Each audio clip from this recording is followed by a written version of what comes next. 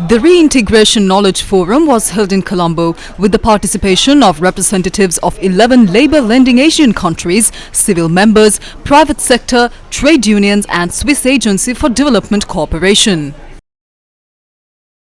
Migration has historically shaped Sri Lanka's economy and social landscape, mirroring trends in our regional counterparts since the 1980s.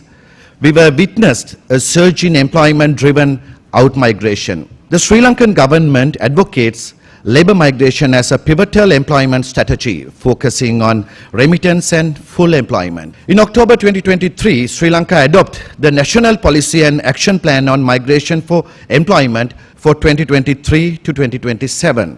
This policy emphasized multi-sectoral support for returning migrants, reintegration and developing human and social capital, linking labour migration with national development.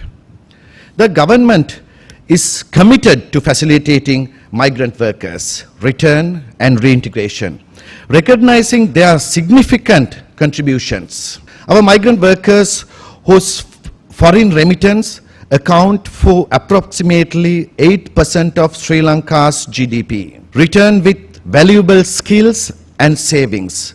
It's our collective responsibility to ensure their sustainable reintegration. The migrants are the largest contributor to some of our economies, and in all the countries. They make a substantial contribution to our economy, whether with remittances, financial or social remittances that they bring onto the country. So the state has a responsibility. It's not only because as a sovereign state, the state has the responsibility to ensure the return and well-being of its nationals. Equally important to acknowledge is the contribution that they make during this migration journey. We know that the labour migration landscape is very complex. You all know this better than anyone else. And it really requires policy solutions, not just policy solutions, but very quick, rapid, and well-informed responses at the same time. We had large numbers of migrant workers returning after COVID or during COVID, and that really posed a challenge to many governments, including here in Sri Lanka, but also Bangladesh, many of the countries represented here.